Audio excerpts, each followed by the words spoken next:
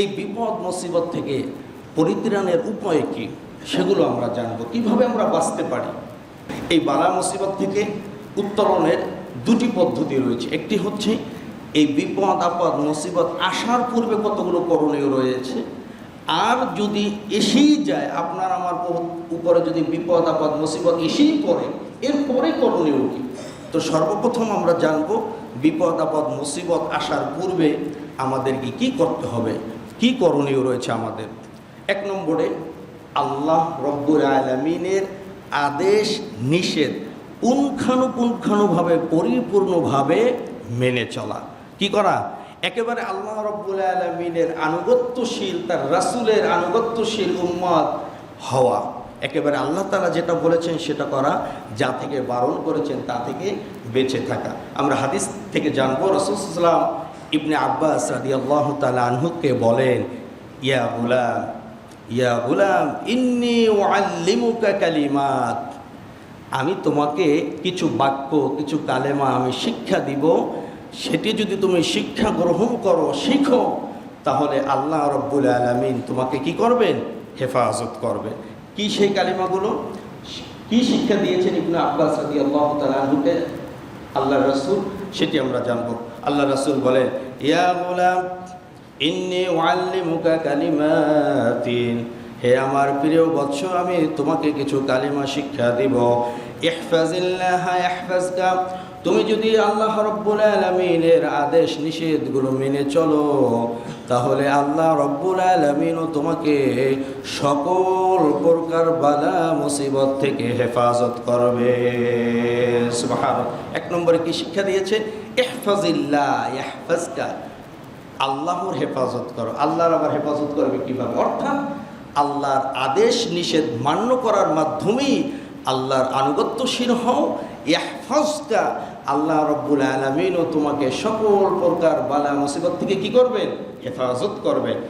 দুই নম্বরে ইহফাজিল্লাহ তাজিদহু তুজাহাকা, এভাবে আল্লাহ রব্বুল আলামিনের আদেশ নিষেধের যদি তুমি হেফাজত করতে পারো, তাজিদহু তুজাহাকা, যখনই তুমি বিপদে পড়বে, মুসিবতে পড়বে, তখনই আল্লাহ রব্বুল আলামিনকে তোমার সামনে তুমি পেয়ে যাবে।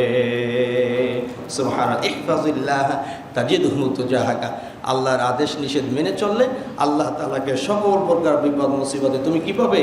সামনে পাবে। তিন নম্বরে ইযা সাআলতা ফাসআলিল্লাহ, তোমার যদি কোনো কিছুর প্রয়োজন হয়, তুমি পৃথিবীর অন্য কারো কাছে চাইবে না, শুধুমাত্র কেবলমাত্র আল্লাহ রব্বুল আলামিনের কাছে চাইবে। ইযা সাআলতা ফাসআলিল্লাহ, আল্লাহ ব্যতীত অন্য কারো কাছে চাওয়াই হচ্ছে শিরক। আর এটা যখন হয়, এই শিরকের গুনাহ যখন বেড়ে যায়, তখনই বালা মুসিবত আসে। এজন্য কোনো কিছুর প্রয়োজন হলে চাইতে হবে কার কাছে? আল্লাহর কাছে। আল্লাহ ব্যতীত অন্য কারো কাছে চাওয়া যাবে না। অন্য কেউ কিছু দিতেও পারবে না। পারবে? কোনো কিছুর দরকার হলে চাইবো আল্লাহর কাছে, আর দিতেও পারবেন কে? আল্লাহ। পঞ্চম নম্বরে ওয়াইদা ইসতাআনতা ফাসতাঈন বিল্লাহ, আর যদি তোমার সাহায্য চাইতে হয়, সেটাও তুমি আল্লাহ রব্বুল আলামিনের কাছে সাহায্য চাইবে। এই কথাগুলো বলার পরে ইবনে আব্বাস রাদিয়াল্লাহু তাআলা আনহুকে প্রিয় নবীজি বলেন, ওয়া'লাম আন্নাল উম্মাতা লাবিজতামাআত আলা আন ইয়ানফাউকা বিশাইইন লাম ইয়ানফাউকা ইল্লা বিশাইইন ক্বাদ কাতাবাহুল্লাহু লাক। ওহে ইবনে আব্বাস, তুমি জেনে রাখো, পৃথিবীর সমস্ত মানুষ মিলেও যদি তোমার উপকার করতে চায়, আর আল্লাহ রব্বুল আলামিন যদি তোমার উপকার, তোমার কল্যাণ করতে না চান, তাহলে এই পৃথিবীর সমস্ত মানুষ মিলেও তোমার যাররা পরিমাণ, সামান্য পরিমাণ উপকার কল্যাণ করতে পারবে না। সুবহানাল্লাহ। পারবে? পৃথিবীর সমস্ত মানুষ মিলে একজনকে যদি কোনো কল্যাণ করতে চায়, উপকার করতে চায়, আর আল্লাহ তাআলা যদি না চান, পারবে? পারবে না। এজন্য কল্যাণ দেওয়ার মালিক, উপকার করার মালিক একজন, চিল্লে বলুন তিনি কে? আল্লাহ।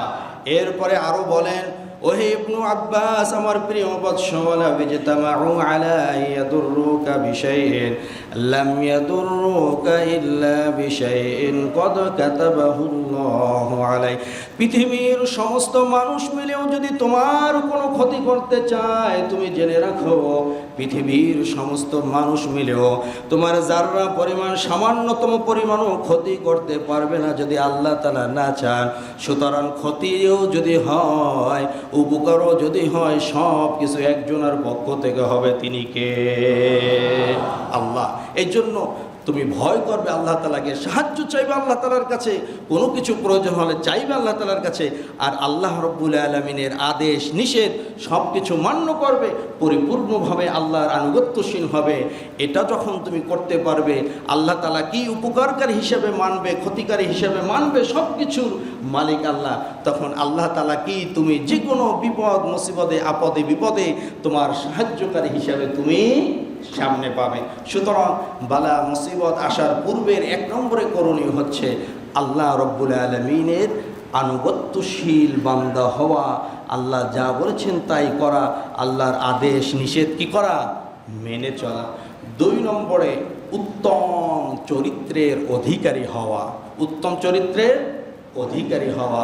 সম্মানিত হাজিরিন, আল্লাহ রব্বুল আলামিন যখন হেরা গুহায় জাবালে নূরে প্রিয় নবীজি সাল্লাল্লাহু আলাইহি ওয়াসাল্লামের উপরে সর্বপ্রথম কোরআনুল কারীমের আয়াত নাজিল করলেন, প্রিয় নবীজি সাল্লাল্লাহু আলাইহি ওয়াসাল্লাম আর ভয়ে তার শরীরে জ্বর এসে গেল। তিনি বাসায় গেলেন, খাদিজা রাদিয়াল্লাহু তাআলা আনহাকে বললেন, জাম্মিলুনি জাম্মিলুনি, আমাকে চাদর দ্বারা আবৃত করো, আমার ভয় হচ্ছে।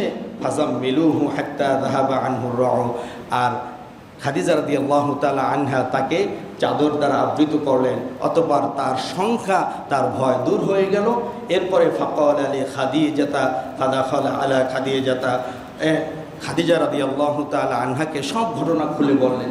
তার এরকমের কেন লাগছিল, কেন বা তিনি এভাবে ভয়ে কাঁপছিলেন, সব ঘটনা খুলে বললেন। আর বললেন, লাকাদ খশিতু আলা নাফসি, আমি ভয় করছি আমার উপরে, আমার বিপদের, আমার সংখ্যার ভয় হচ্ছে। তখন খাদিজা রাদিয়াল্লাহু তাআলা আনহা তাকে বলেছিলেন যে, কি বলেছিলেন? কাল্লা ওয়াল্লাহি, কখনোই নয়, আল্লাহর শপথ করে বলছি হে আল্লাহর রাসূল, আল্লাহ তাআলা আপনাকে কোনো বিপদে মুসিবতে ফেলবেন না, আল্লাহ তাআলা আপনাকে কোনো শঙ্কায় রাখবেন না, আপনি সকল প্রকার বিপদ মুসিবত থেকে হেফাজত থাকবেন, আল্লাহ তাআলা আপনাকে শঙ্কামুক্ত করবেন। কারণ, কতগুলো কারণ খাদিজাতুল কুবরা রাদিয়াল্লাহু তাআলা আনহা বলেছিলেন। কি কি কারণে?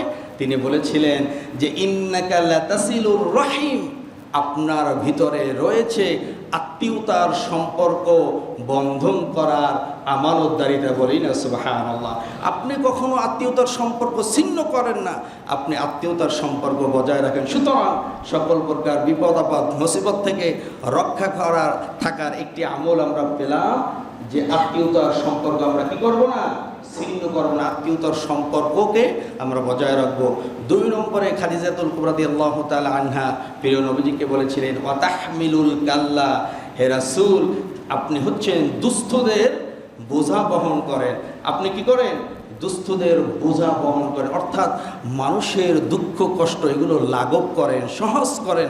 সুতরাং আপনি কেন বিপদে মুসিবতে পতিত হবেন? আপনার কেন শঙ্কা থাকবে? সুতরাং আরেকটি কারণ জানলাম, বিপদ আপদ থেকে মুসিবত থেকে মুক্ত থাকার, মানুষকে সাহায্য সহযোগিতা করা, মানুষ বিপদে মুসিবতে পতিত হলে সাহায্য সহযোগিতা করা, তার পাশে দাঁড়ানো, মানুষের কষ্টগুলো বুঝিয়ে দেওয়ার চেষ্টা করা। 3 নম্বরে আরও বললেন, অতাকসিবুল মাদুম, নিঃস্বদের কর্মসংস্থানের ব্যবস্থা করেন আপনি। যারা অসহায় নিঃস্ব তাদেরকে কর্মসংস্থানের ব্যবস্থা করেন। 5 নম্বরে তিনি বললেন, অতাপরি দইফা, অতিথিদের আপ্যায়ন করেন। যারা আপনার মেহমান হয় আপনি তাদেরকে সুন্দরভাবে, অতি উত্তমভাবে আপ্যায়ন করেন। সুতরাং আপনার কোনো চিন্তা নেই। এরপরে তিনি বললেন, ওয়াতুঈনু আলা নাওয়াইবিল হাক্কি, এবং আপনি বিপদগ্রস্তদের সাহায্য করেন। এই কাজগুলো আপনি যেহেতু করেন, সুতরাং আপনার উপরে কোনো প্রকারে বিপদ মুসিবত আসতে পারে না। আপনি সদা সর্বদা সর্ব অবস্থায় আপনি সংখ্যামুক্ত থাকবেন, আল্লাহ তাআলা আপনাকে সংখ্যামুক্ত অবস্থায় রাখবেন।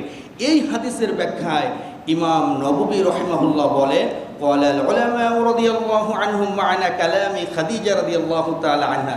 এই যে খাদিজা রাদিয়াল্লাহু তাআলা আনহা এই যে বাক্যগুলো প্রিয় নবীজিকে বলেছেন, এই গুণাবলী আপনার মধ্যে আছে, সুতরাং আপনি বিপদ মুক্ত থাকবেন, শঙ্কা মুক্ত থাকবেন। এক কথায় ইমাম নববী রাহিমাহুল্লাহ বলেন যে এই গুণাবলী ওই ব্যক্তির মধ্যেই থাকবে, পাওয়া যাবে যেই ব্যক্তির চরিত্র সর্বোত্তম। বলি না সুবহানাল্লাহ। নবীজি হচ্ছেন পৃথিবীর মধ্যে সর্বশ্রেষ্ঠ উত্তম চরিত্রের অধিকারী, যার চরিত্রের সার্টিফাই স্বয়ং আল্লাহ রাব্বুল আলামিন কোরআনুল হাকিমে করেছেন, ইন্নাকা লাআলা খুলুকিন আযীম। হে রাসূল, আপনি হচ্ছেন মহান চরিত্রের অধিকারী। সুতরাং বিপদ আপদ মুসিবত থেকে বেঁচে থাকতে হলে মা বাবাকে, আমাদেরকে অবশ্যই উত্তম চরিত্রের অধিকারী হতে হবে এবং এই যে বিষয়গুলো আমরা বললাম, এই আমলগুলো আমাদেরকে করতে হবে।